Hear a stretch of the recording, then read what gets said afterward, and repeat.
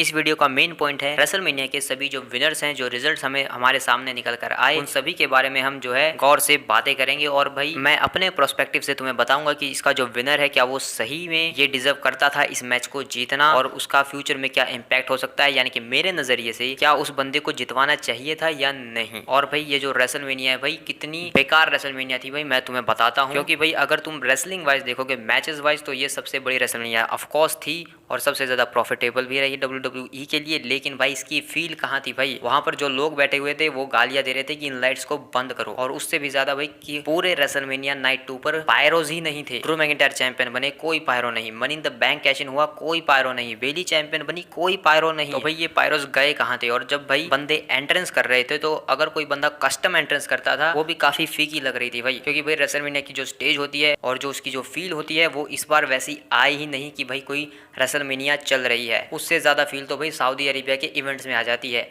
ये तो वैसा भी नहीं लग रहा था भाई, कोई नॉर्मली शो जैसी ही फील आ रही थी जिस पर बड़े बड़े मैचेस हो गए हैं और बड़ी बड़ी चीजें देखने को मिल रही हैं। जो चीजें हुई वो तो रेसलमेनिया के लायक थी, लेकिन जो स्टेज और जो माहौल बनाया गया था भाई वो बिल्कुल भी रेसलमेनिया जैसा नहीं था मेरे अकॉर्डिंग तो भाई। बाकी तुम देख लो भाई तुम्हें कैसा लगा। तो भाई सबसे पहले मैच की बात करते हैं। रिया रिप्ली ने अपनी चैंपियनशिप को डिफेंड किया सक्सेसफुली और जीत गई इस मैच में बेकी लिंच के खिलाफ। तो भाई यहाँ पर रिया रिप्ली जो है मेरे अकॉर्डिंग सही विनर है और मैंने प्रेडिक्शन में भी यही प्रेडिक्ट किया था। क्योंकि भाई बेकी लिंच को यहाँ पर कोई पॉप ही नहीं मिल रही थी। उनकी जो पूरी स्टोरी, जिस तरीके से राइवलरी चली रिया रिप्ली के साथ, बेकी लिंच के साथ कोई था ही नहीं इस मैच में। तो बेकी लिंच को यहाँ पर जितवा कर भी कोई फायदा नहीं था। और रिया रिप्ली की हाइप बहुत ज़्यादा चल रही है भाई इस टाइम पर, और सब लोग सिर्फ रिया रिप्ली को ही पसंद करते हैं। और बेकी लिंच के लिए यहाँ पर भाई कोई सपोर्ट नहीं था, कोई भी फैंस जो है वो बेकी लिंच की तरफ थे ही नहीं यहाँ पर, जैसा कि भाई होना चाहिए था। बेकी लिंच की साइड पर भी होने चाहिए थे, यहाँ पर अनप्रिडिक्टेबल चीज़ें होनी चाहिए थी, लेकिन ऐसा कुछ भी नहीं था। रिया रिप्ली ने यहाँ पर सक्सेसफुली डिफेंड कर ली अपनी चैंपियनशिप। और ये जो डिसीजन है भाई ये बिल्कुल सही रहा मेरे अकॉर्डिंग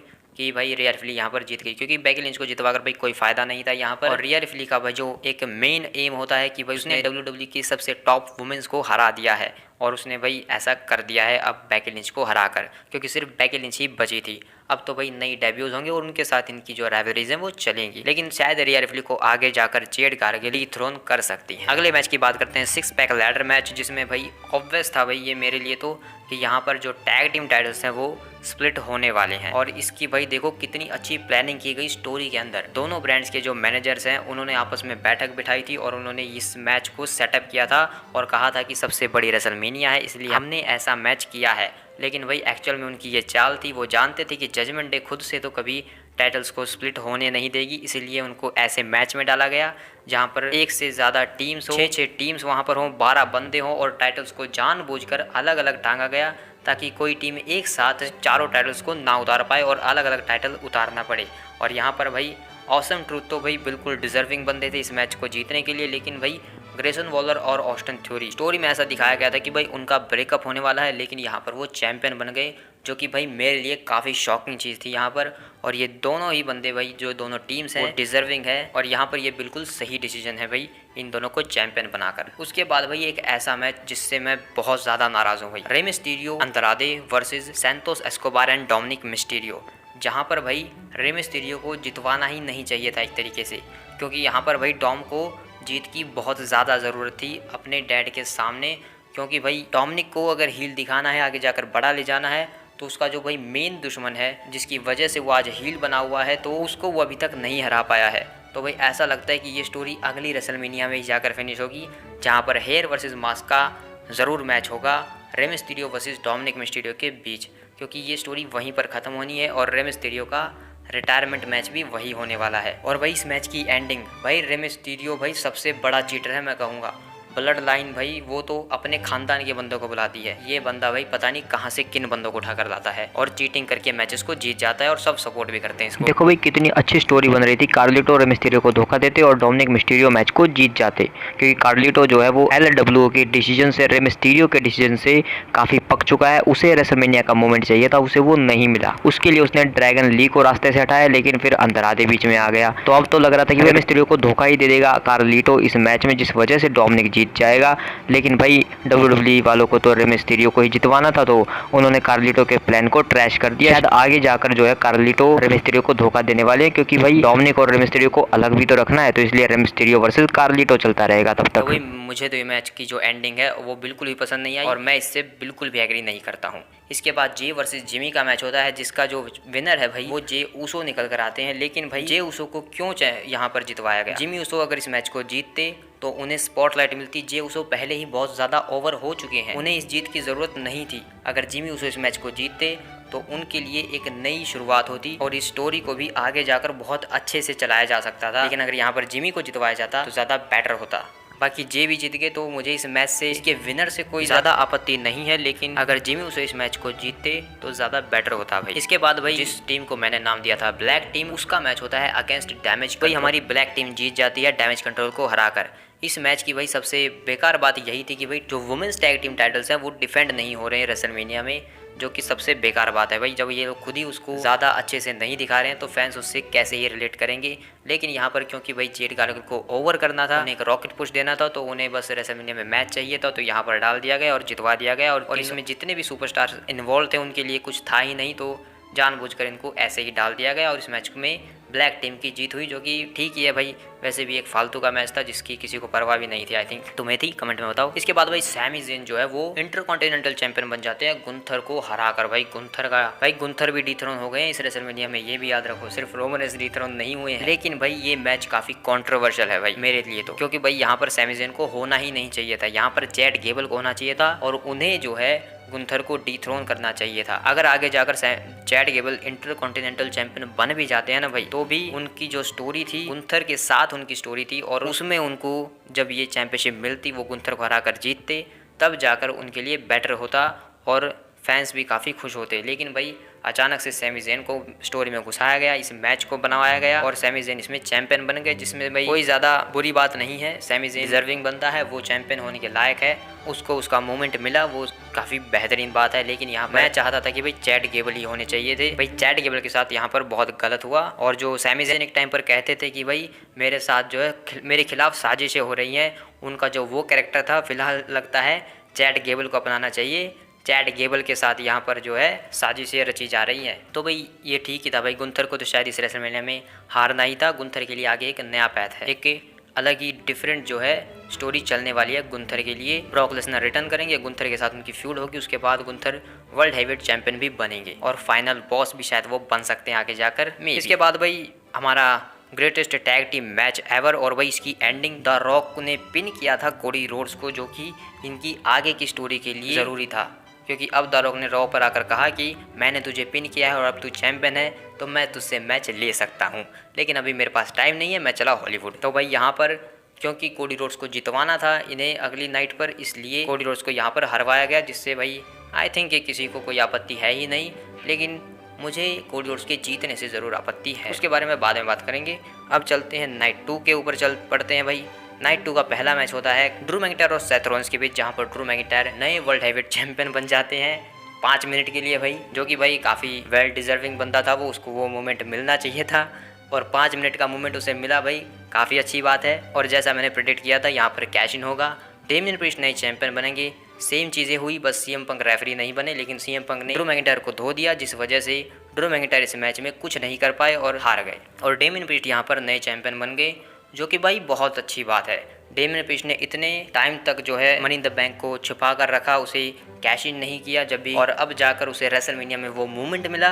और अब रेसलमेनिया में ऐसे 2 मूवमेंट हो चुके हैं जहां पर money in the bank cash in हुआ। एक तो भाई इतिहास की सबसे बड़ी चोरी थी, जो कि मैच के बीच में घुसकर की गई थी, लेकिन ये जो है इसे तुम चोरी नहीं कह सकते, ये बिल्कुल सही तरीके से हुआ है, ये कोई चोरी नहीं है। मैच खत्म हो चुका था, ड्रू मैकिंटायर नीचे गिरे हुए थे, डेमियन प्रीस्ट आए, कैश इन किया रूल्स के अकॉर्डिंग और डेमियन प्रीस्ट नए चैंपियन बन गए। लेकिन भाई ड्रू मैकिंटायर 2 बार वो जो है अपने टाइटल को हार चुके हैं, सिर्फ और सिर्फ मनी इन द बैंक की वजह से, जिस वजह से वो कहते हैं money in the bank WWE में होना ही नहीं चाहिए, बहुत ही घटिया चीज़ है ये। और भाई आगे जाकर शायद ड्रू मैकिंटायर ही डेमियन प्रीस्ट को हराने वाले हैं आई थिंक, या फिर सीएम पंक, क्योंकि और तो मुझे कोई लग नहीं रहा है फिलहाल के टाइम पर। हाँ, फिन बैलर भी हो सकते हैं अगर जजमेंट डे में जो है ड्रामा होता है और जजमेंट डे का ब्रेकअप होता है, तो देखेंगे भाई आगे क्या होता है डेमियन प्रीस्ट की चैंपियनशिप के साथ। इसके बाद भाई स्ट्रीट फाइट हुई थी Bobby Lashley street profit versus Karrion Kross authors of pain के बीच, जिसमें भाई बॉबी लेस्ली की टीम जीत गई। और जो कि मैच तो भाई काफ़ी बढ़िया था, लेकिन बॉबी लेस्ली जो है इनको जीतना ही चाहिए था, क्योंकि स्टोरी में इन्हें बहुत ज़्यादा अंडरडॉग इन्हें दिखाया गया था कि ये हर बार जो है एओपी और कैरियन क्रॉस यानी कि फाइनल टेस्टमेंट से पिट जाते थे बुरी तरीके से।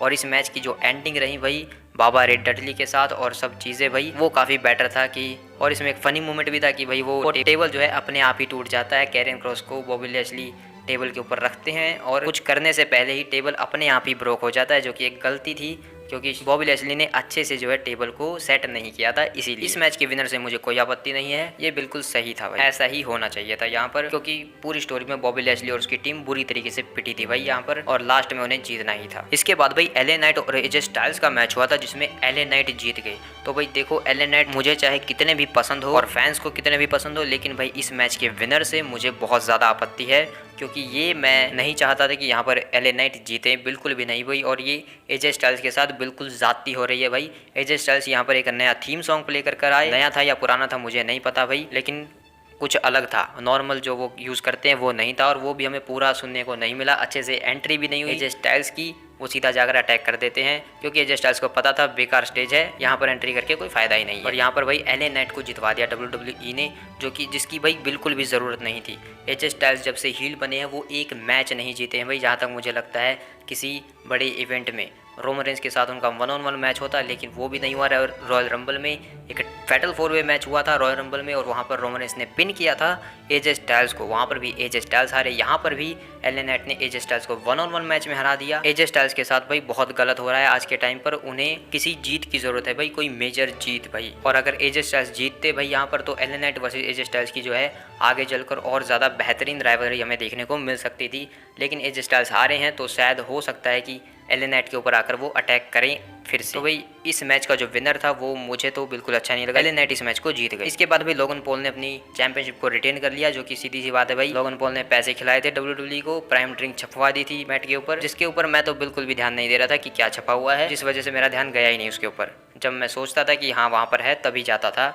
और भाई लोगन पॉल को यहाँ पर रिटेन करवाना एक अच्छा ही डिसीजन था, क्योंकि पैसे खिलाए थे, तो अब पैसे खाकर भी काम तो करना ही पड़ेगा ना भाई। जितवा दिया भाई लोगन पॉल को, और क्या। लेकिन अगर इस मैच में केविन ओवेंस जीतते, क्योंकि केविन ओवेंस को भाई अब शायद काफ़ी टाइम हो चुका है कि उन्होंने सिंगल्स डिवीजन का कोई चैंपियनशिप अपने हाथों में नहीं लिया है। आई होप आगे जाकर केविन ओवेंस के लिए अच्छी चीज़ें हों। और अगर रैंडी ऑर्टन की बात करो तो भाई वो तो कोडी रोड्स के सामने ही जाने वाले हैं और अनडिस्प्यूटेड यूनिवर्सल चैंपियनशिप के लिए लड़ने वाले हैं।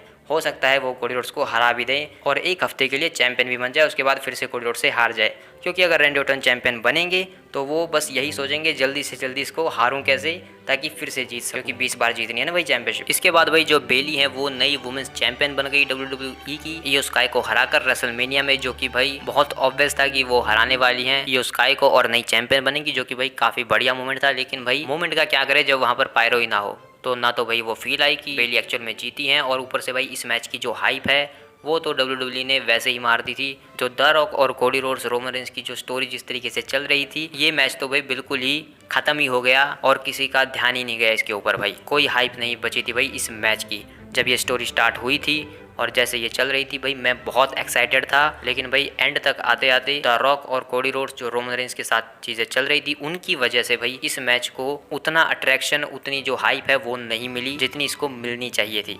लेकिन खैर बेली चैंपियन बन चुके हैं और अब आगे उनके लिए अच्छी चीज़ें ही होने वाली, तो ये डिसीजन तो भाई बिल्कुल सही था। अब आते हैं भाई सबसे एंड और सबसे कंट्रोवर्शियल चीज़ पर। भाई कोडी रोड्स चैंपियन बन गए, रोमन रेंज को हरा दिया।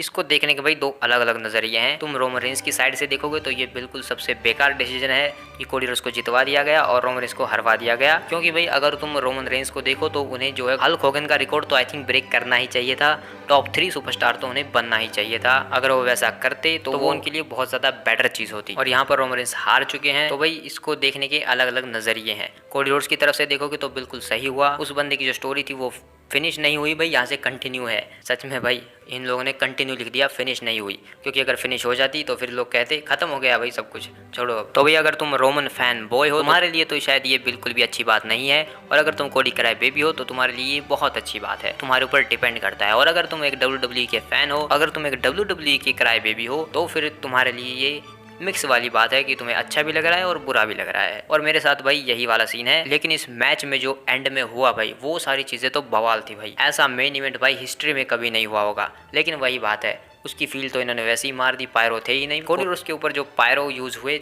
लगता है कि कोडी रोड्स खुद ही लेकर आए थे अपने ट्रक में भरकर, और उन एक्स्ट्रा पायरोस को यहाँ पर यूज किया गया, क्योंकि WWE के पायरोस तो शायद खत्म ही हो गए थे। भाई ये पायरो कहाँ थे, मुझे इसकी कोई रिपोर्ट दो भाई। अभी तक शायद कोई रिपोर्ट ही निकल कर नहीं आई कि पायरो थे कहाँ। शायद डॉक्यूमेंट्री में पता चलेगा। तो भाई यही थे मेरी तरफ से रेसलमेनिया के जो विनर्स थे, उनके ऊपर मेरी राय। मिलते हैं किसी और वीडियो में। रोमन रेंस का इंतजार करते हैं कब रिटर्न करेंगे। आई होप जल्द ही रिटर्न करेंगे। और सेथ रॉलिंस भी भाई जल्दी से रिकवरी करके वो भी रिटर्न करेंगे, क्योंकि भाई उन्होंने सबसे बड़ा सेक्रीफाइस किया है सिर्फ कोडी रोड्स से चैंपियनशिप मैच लेने के लिए। क्योंकि सौदा यही हुआ होगा कि भाई अगर तू जीतेगा तो मुझे चैंपियनशिप पे मौका जरूर देना। तो भाई सेथ रॉलिंस के रिटर्न का इंतजार रहेगा। तो मिलते हैं किसी और वीडियो में। Bye bye.